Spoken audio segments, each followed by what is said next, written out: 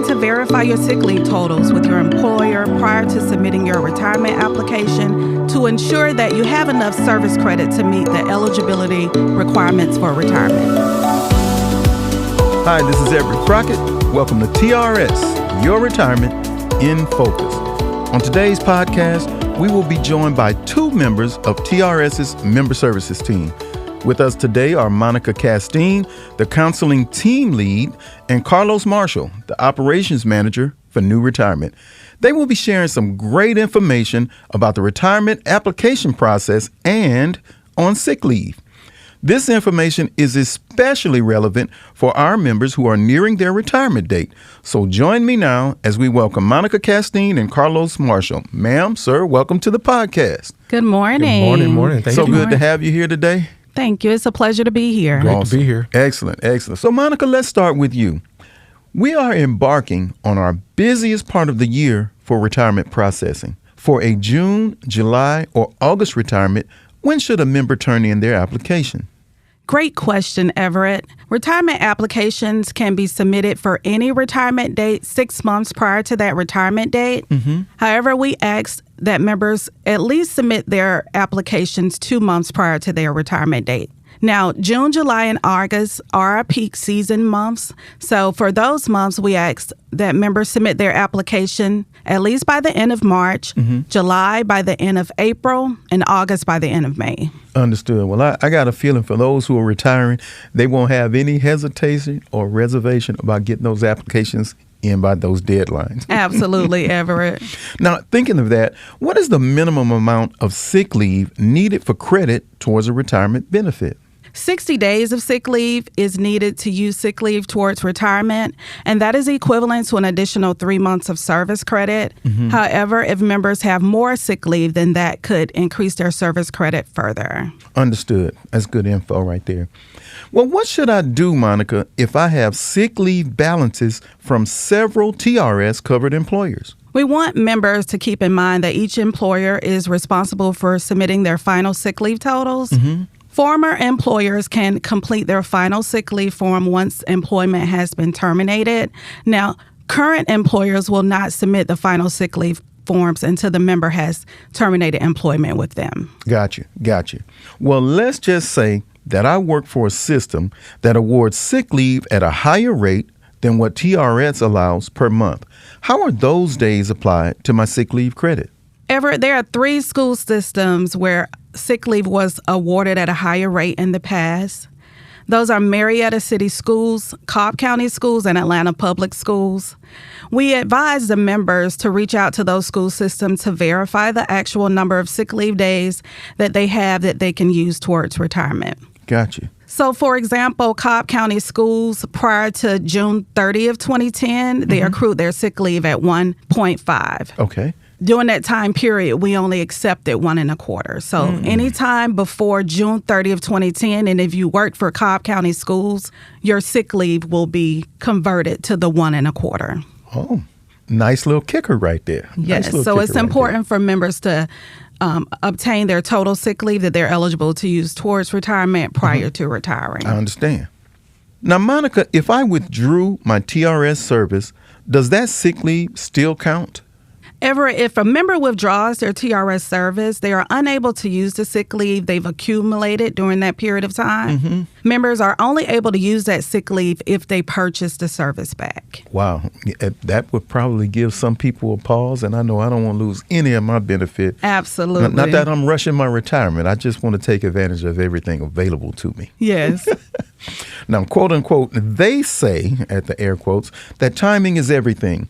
So when should I make my service purchases? All service purchases must be completed prior to retirement, Everett.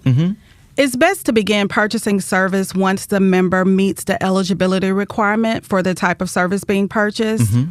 The longer the member waits to purchase service, the more expensive the service gets to purchase. The only service that is purchased based on the member's actual retirement date is airtime service. Understood. So any other types of services, we recommend the members purchase the service once they are eligible. Understood. Well, actually, just personally speaking, I had a little bit of experience with that.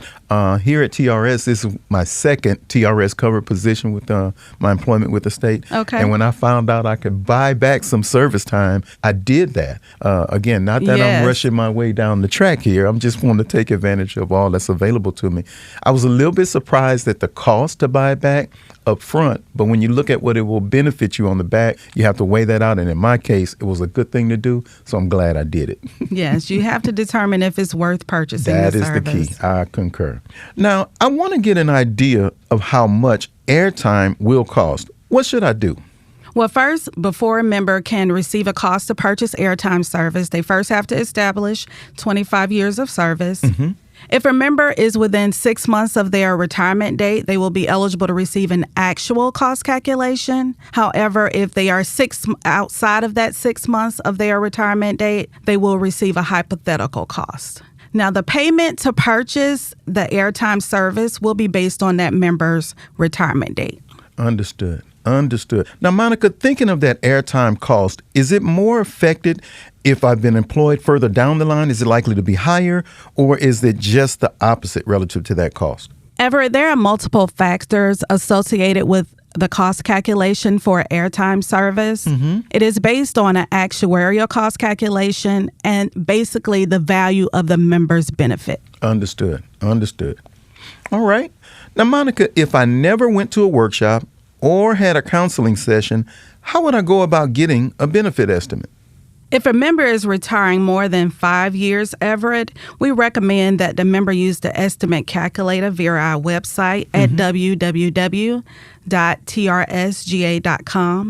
If a member is within 5 years of their retirement date, they can contact TRS to request a benefit estimate or submit the request online. Now, if a member is within 2 years of retirement, we recommend that members make one-on-one counseling sessions to give members a better understanding of the retirement process. Understood. That's great information. And as you know, members, we also have not only the Atlanta office, but we also have the Macon office for those who are closer to that point. Absolutely. All right, Monica, this is I'm going to tee this one up real nice. Simply stated, how do I apply for retirement? Great question, Everett. Once a member has met all eligibility requirements, the member can submit their retirement application online by logging into their TRS account. It's just as simple as that. Wow, that's it. Just that easy. Not that I'm taking notes and not that I'm rushing anything. I just want to be sure that I got all my I's dotted and T's crossed as I continue my journey towards retirement. Now, if one of our members were to come to the Atlanta office, would you be able to help them directly with their application? Absolutely, Everett. If a member is within 6 months of their retirement date and they have a one-on-one counseling session, we can assist the member in an appointment with submitting their application. Awesome. Excellent. That's great information right there. Well, Carlos, let's transition to a few questions now about what happens once the application is submitted. Once I've submitted my retirement application, what do I need to submit to TRS? Everett, great question. The member needs to submit a copy of their ID for themselves, the primary and secondary beneficiaries. It has to be a valid ID. It could be either a license, it could be a passport, or either the birth certificate. Okay. Also, the member have to submit a notarized affidavit of residency form and have to have that signed. Also, the application summary page needs to be signed and initialed as well. Okay. Understood. Easy peasy. Now, what are some of the things that could delay my retirement from being processed on time? Wherever some of the things that can delay the process and is not getting the required documents that we just spoke of. Yep. Also, the employer is responsible for submit what's called the TRS-8 or the certification report. They have to submit that in a timely manner as well as submitting all the correct information on that. So if the information is not submitted in time or if it's not correct, that could delay the member's retirement application. Understood. So it's not very likely that happens, but in the world we live in, we know that stuff happens. Things happen all the time. So we just want to be careful that we do all we have to do to make sure we're ready to proceed. Correct. Okay, so now my application has been submitted, but my salary will be going down in the last few months before I retire. Does that change anything in a major way? Yes, Everett, it does change things. When a member's salary changes before they're calculated, then what we do is we look at what all the final salary information is going to be. If the member got a benefit estimate earlier and they projected the salary, now that salary has gone down, it's going to reduce the monthly benefit. Oh, wow. Because now we're looking at the highest 24 consecutive months, and that salary is lower, so it's going to make the benefit estimate lower. Wow. Very important to know that if we got a benefit estimate earlier, that's going to be higher because the salary was higher. Understood. Now that it's lower, the final benefit is going to be lower. Sounds like word to the wise. Try to keep your salary in check. Keep it where it is. Sometimes those things aren't in our control. We realize that, but we want to do our best. We don't want to give anything that we've earned. Correct. All right, Carlos, what are some other things that could change my final retirement calculation? One of the things I've seen that changes members' final calculation is they change beneficiaries in retirement. When they did a benefit estimate earlier, they may have had their spouse on. Now they're in retirement, they put their children on. And because their child is younger, it's going to actuarially reduce their benefit, which makes it lower.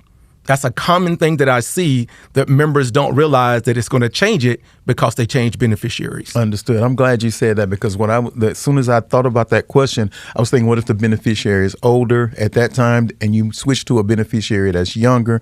Would it affect? And you just really confirmed just what I was thinking right there. So thank you so much, sir. Now, let's say that way down the road, I decide that I want to purchase service. Can I do it after my retirement date? No, Everett. All service purchases must be done while the member is still active. So no service purchases can be done after the fact. Got it. So make up your mind. Be sure before you pull the trigger on your retirement. Now, let's say I have all of my I's dotted, all of my T's crossed. I've turned in my application in a timely manner. When should I expect my first check? Okay. Everett, one, the benefit payments are done direct deposit. If you submitted everything, the employer submitted everything, you can expect to receive your first benefit payment on or around the 15th of the month that the member retires. Got it. Yeah. Because I can picture myself just sitting there watching, waiting for it to hit. And just want to be sure when it's coming. That's all. All right. When will my sick leave credit show on my check? Sick leave is a retroactive process. And it's about 45 to 60 days after retirement, a member will receive the sick leave calculation. Sick leave is done by our retirement services division, and they will actually send the member a letter letting them know how much sick leave credit they've been awarded. They will also send them the amount of their new recalculated benefit. The benefit is recalculated because now the sick leave has been added. Understood. Also, the member will receive a lump sum check for the payments that were sent out to them without that sick leave. I see. So they don't lose it, they get it back. That's good news. Really good news. Now, Carlos, why do the survivor plan options reduce my check more than my friends when we make the same salary and we are retiring at the same time? Wonderful question, Everett. I get that quite often. Each member has different factors that determines their monthly benefit. We talked about earlier, the beneficiaries are different. Yes. Even though the member has the same salary, retired at the same time, they have different beneficiaries. Even if both beneficiaries are spouses, they're different ages. Yes.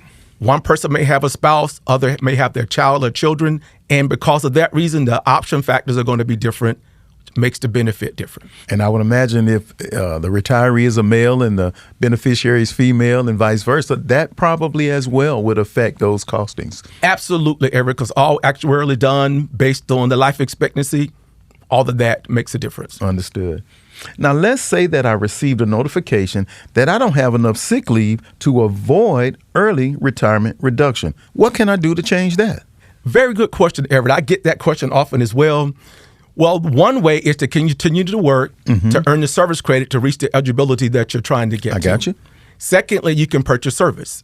If you have any service to purchase that you haven't done, you can do that, or you could do airtime, which Monica talked about earlier. Yes. But both of those ways are something that you can do to keep from having an early retirement penalty. Gotcha. Yeah, again, I don't want to lose anything I've earned, and we don't want any penalties playing into this situation. Not at all. Now, for employers, what are some good pieces of advice for them to ensure that their members' retirement applications are not delayed?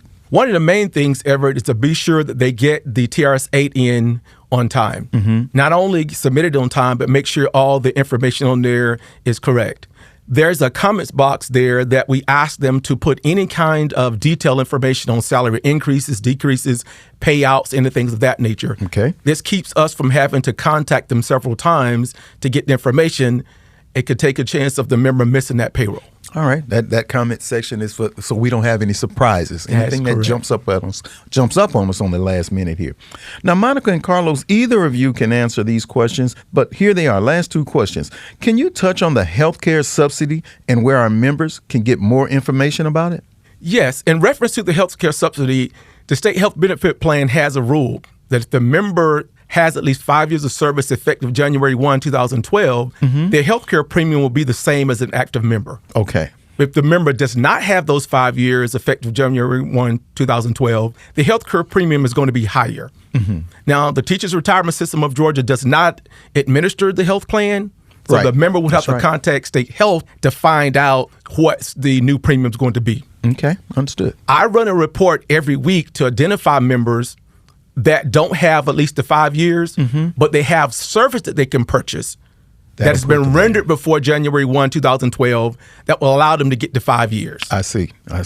And the way that state health find out whether the member has those 5 years is that we send a payroll file over to state health on the 15th that the member is going to retire to identify that.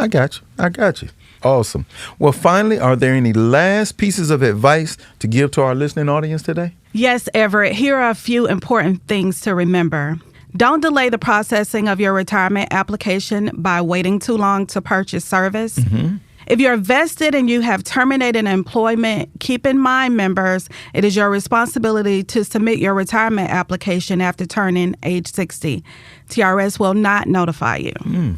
Also, it's important to verify your sick leave totals with your employer prior to submitting your retirement application to ensure that you have enough service credit to meet the eligibility requirements for retirement. Understood. Well, that's very good, Monica. And I like that you mentioned that because often we get questions about this. So you want to make sure that the member, if you have any questions before you fill out your application, get a counseling session first before you actually submit your application so that you won't have to make changes. It says on the application that you can't make any changes. You can't make it, but we can behind the scenes.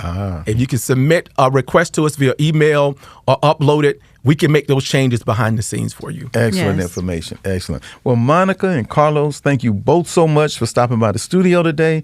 I'm certain that the information you shared with our members will prove to be empowering and beneficial as they approach their retirement. If you ever want to stop in again, just know you have an open invitation to come and share with us and our listening audience. And members and friends, we are now in 2025, and there are even more podcast options from which to choose.